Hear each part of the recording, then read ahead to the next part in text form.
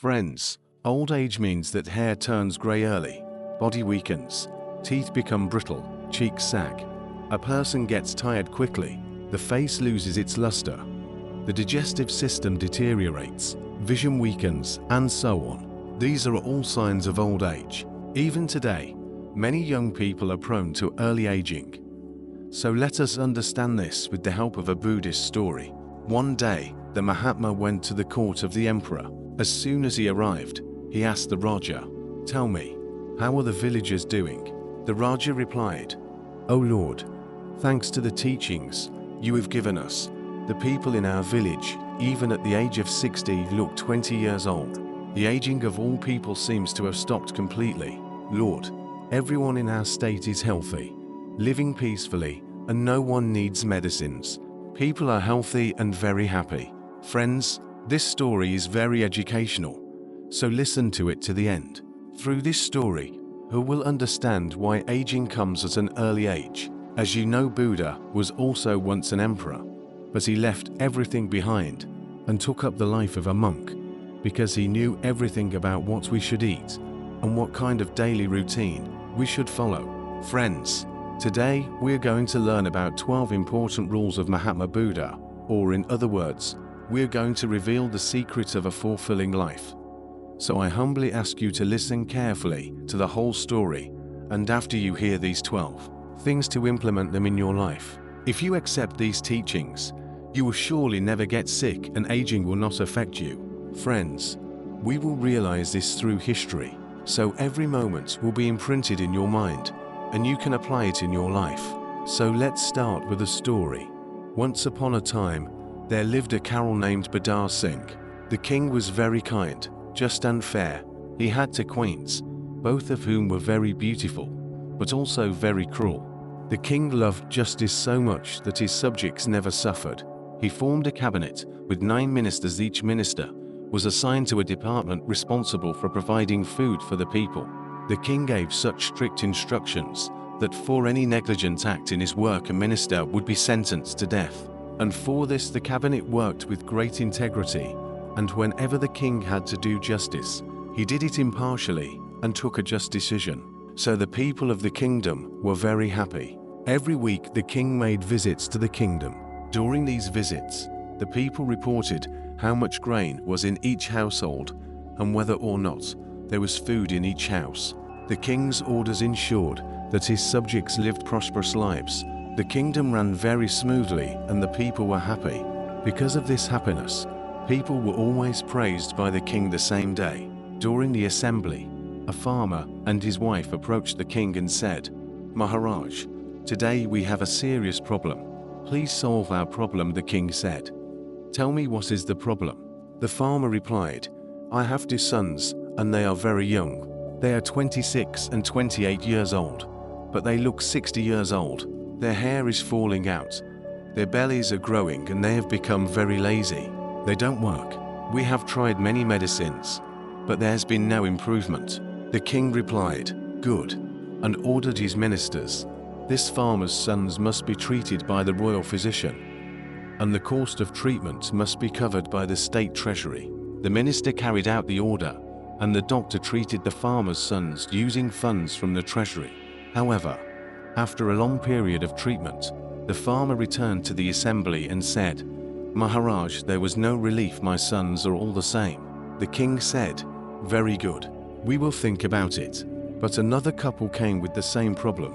Gradually the problem became very urgent, and more than half of the villagers came up to the king and complained about this affliction.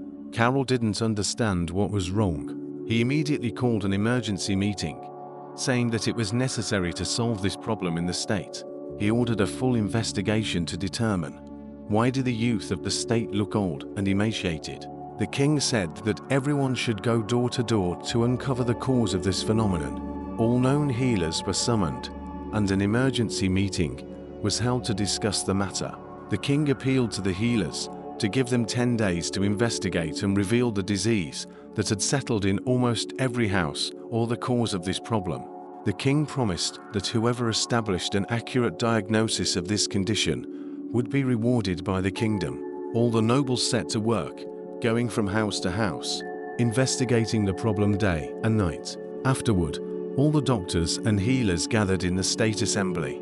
The king asked each healer about their findings, but despite their efforts, no one found a solution.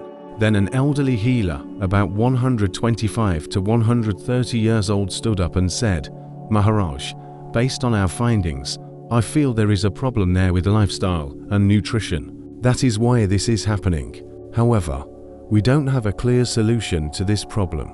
The king was puzzled to hear this from an elderly healer who was 130 years old. Then the king said, "What is the solution to this problem? Now you at 130 years old should tell us the solution, because we have been living with this calamity for a month now. Our people have been worried for the last month, and seeing this we are also worried. Even my hair has started falling out. In our family, be it queens, princes, princesses or anyone, everyone is facing this problem. Please tell me the solution." Then the elderly healer stood up, folded his hands and said to the king, "Please forgive us, but we don't have a solution for this. However, there is one person who has the solution to all these problems. If we invite this healer, all the problems of your kingdom will be solved and all the diseases will disappear forever. No one has the solution but him." Said the healer, "Let us not postpone such an important matter. Tell me, as soon as possible, what is the name of this wise man? We will invite him to our kingdom," replied the carol. "Forgive me, Maharaj, but we don't know where he lives. He must be preaching in some state. Send your soldiers all over the kingdom. Let them find the state in which Mahatma Buddha is preaching. Only he has the solution to this problem and no one else does." As soon as the king heard the words of the royal healer, he ordered his most able minister to find Mahatma Buddha as soon as possible and bring him to the kingdom. Take all the necessary spies and quickly find out in which state Mahatma Buddha is currently preaching. Tell him that the emperor is calling him. If he doesn't come, inform me, and I'll go to him myself with my problems. All the ministers immediately dispersed in all directions. After much effort, they found that Mahatma Buddha was giving a sermon in a very remote place. The ministers went there, paid their respects to the Buddha and said, "Lord Buddha, our king is calling you. A severe illness has come upon our kingdom. Please come with us." Mahatma Buddha, being so kind and joyful, always had one wish, that all living beings on this earth should be healthy and happy. In his mind, there was no deceit. No one was deceived. No one was sad, and all should live laughing. As soon as he heard the soldiers, he said, "Why don't we set out immediately?" Mahatma Buddha agreed to go to the kingdom with the minister and his soldiers and disciples. The king warmly welcomed Mahatma Buddha into the courtyard, greeted him with respect and honor. The king said to Mahatma Buddha, "Lord, our people are very joyful and happy, but today a great misfortune has fallen on them. When trouble falls on them, trouble falls on us too. They are not just subjects, they are our family. Please solve our problem." Smiling Buddha said, "Why not? It's nothing. Everything will be all right. All people have brought these problems on themselves." Hearing this, the king smiled and said, "Sir, such a big problem, and you say it is nothing. Do whatever is necessary. Please heal our people." The Buddha beckoned to his disciple. The disciple said, "O Roger, give us an open space in your state where all the people can gather, a place with open air, natural sunlight, natural wind and golden atmosphere. Tomorrow at 4 a.m. we will start treating people. But before we start, you must issue a decree in your state that all residents, including you, must be present at this place. Starting tomorrow, a sermon will be preached to all the people, and these teachings will continue for 12 days. During these 12 days, all your subjects will regain their health." The king was very happy to hear this and said, "Good. Any necessary expenses will be covered by our treasury." Then the Buddha's disciples said, "There will be no expenses, Maharaja. You can be sure. Just give a strict order to your subjects that if they do not arrive by 4 a.m., they will be punished." The king complied with this order and said, "All should be there tomorrow morning." The king chose a very suitable place and said, "Tomorrow all the people must arrive at this place." We will also go and listen to the thoughts of Mahatma Buddha. We will follow everything Mahatma Buddha says, and our spies will watch your houses. Anyone who does not follow the instructions will be punished." All the people saluted the king and said, "No, Maharaj, we will all be there." Everyone saluted Mahatma Buddha and dispersed. At 4 a.m., everyone arrived to hear Mahatma Buddha's sermon. Then Mahatma Buddha signaled to his disciple. The disciple stood up and said that from tomorrow, the people of the whole kingdom would start drinking 2 or 3 glasses of warm water at 4 a.m. after waking up. This warm water should be drunk slowly from a pitcher. Whoever does not follow this instruction will not find relief. This was the first sermon of Mahatma Buddha, and tomorrow the second sermon will be given, and everyone should follow the sermon and attend the meeting. The next day, all the people attended the sermon. Everybody raised their hands and said, "We followed this, and today we feel great relief. Our stomachs have cleared up nicely, our bodies feel light, and we look perfectly healthy." Then Mahatma Buddha said to the disciple, "Now the second advice is that everybody should go out for a walk. How much will it blow them away to walk?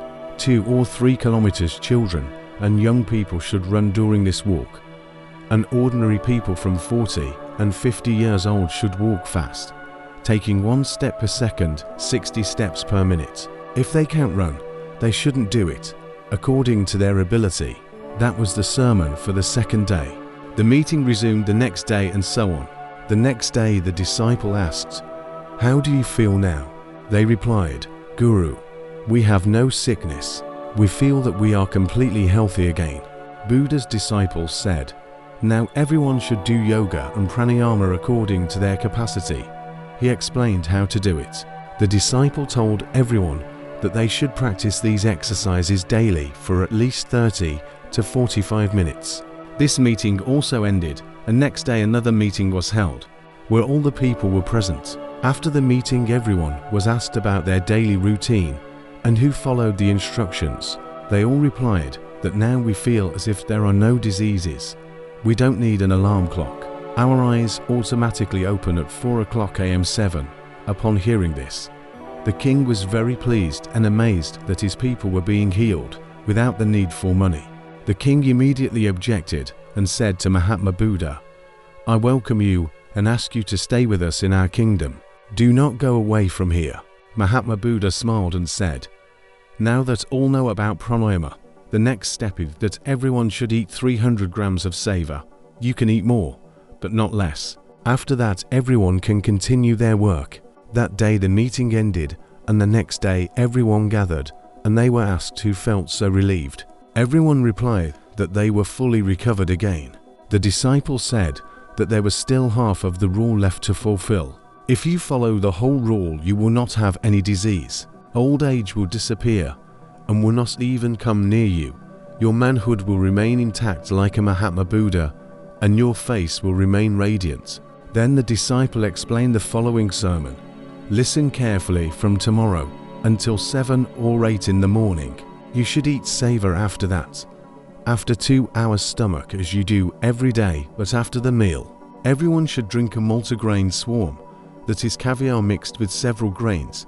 It should not contain wheat, as wheat is not good. Instead, it should contain millet, corn and chickpeas. Everyone should make roi with these 3 ingredients. Additionally, on the plate should be a bowl of lentils, homemade ghee, a bowl of mixed vegetables according to the season. Seasonal vegetables are good and edible, while out of season, vegetables should be kept in storage so they last longer. Finally, 30 minutes after the meal, everyone should have a bowl of yogurt. If you also include this in your diet, add raw palm sugar to the yogurt half an hour after the meal. If you do this, your food will digest much easier.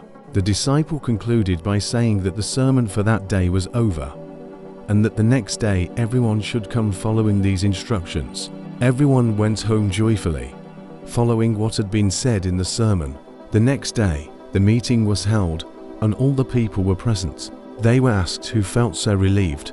The people replied, "Lord, we have no sickness. We are completely healed and joyful, and by eating this way, we have good health and digestion."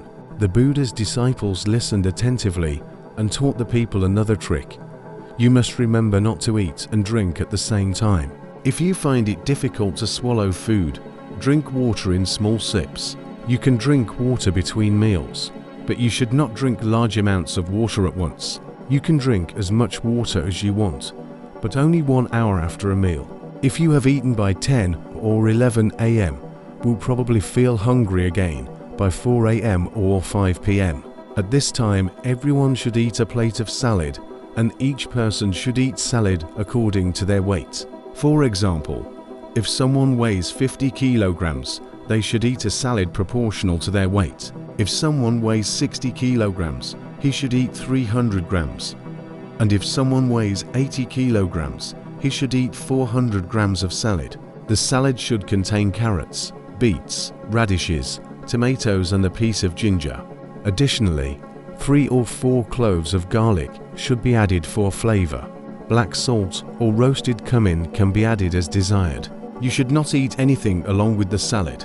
Follow these instructions and return the next day. This meeting also ended and everyone went home following the given rules. The next day at 8 p.m. they were asked how they felt and how their body felt. All had smiles on their faces and their faces shone like light. It seemed as if their advanced age had come to an end. The king was overjoyed and filled with gratitude, knelt before Mahatma Buddha and said, "Blessed be thou, Lord, thou hast healed all with food alone." The king added, "Maharaj, wait, you still have a lot to teach. When you finish explaining the entire surah as our Lord, there will be no disease and no one in our kingdom will ever grow old." The king asked the Guru to speak quickly, saying, "Tell us everything we need to know. I myself feel that I am not sick of anything now, as if I am 16 years old again. I will tell you what to do in the evening." The disciple continued, "Everyone should eat dinner before sunset, because when sunlight hits the stomach it feels heavy and digestion slows down. As sunlight diminishes, digestion stops. That's why ancient sages like Swami ate an hour before sunset. Early eating has two advantages. First, the food starts digesting while we are awake, and by the time we go to sleep. Digestion is almost complete. This ensures a restful sleep. If you eat late, your life will be negatively affected, because digestion will be incomplete and you will not be able to sleep well. So make sure you eat dinner an hour before sunset and eat light meals. Choose multi-foods and seasonal vegetables, but only as much as necessary, as if you had barely eaten. After an hour, drink a glass of milk with 3 grams of turmeric.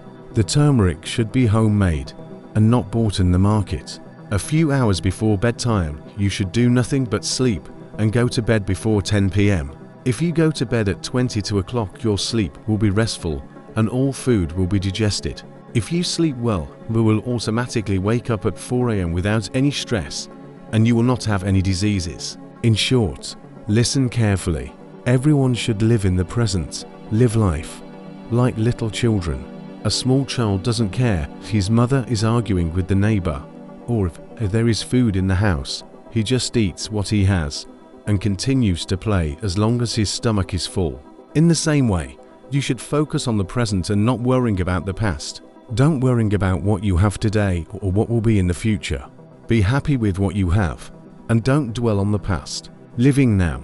Living in the present eliminates stress and anxiety, which prevents disease. Remember, you need to follow these rules, and also never eat food bought outside the home. Prepare all food at home, because food bought outside the home is often fake. Anyone who follows all of these guidelines will never get old, never get sick. Everyone should follow these rules. In a month's time, we will hold a meeting here with everyone present. So the days passed. After a month, Mahatma Buddha returned to the meeting. The king ran out to greet him and respectfully invited him to his royal palace. "Welcome, Guru, to our kingdom. This is also your home," said the king. Mahatma Buddha smiled and asked, "Tell me, how are your subjects?" The king replied, "Lord, the teachings you have given us have made all our people very happy. People who once seemed to be 70 years old have stopped and become young again. They no longer need medication. They are all perfectly healthy and happy. So my dear friends, what do you think of Mahatma Buddha's 12 teachings on health? Will you put them into practice?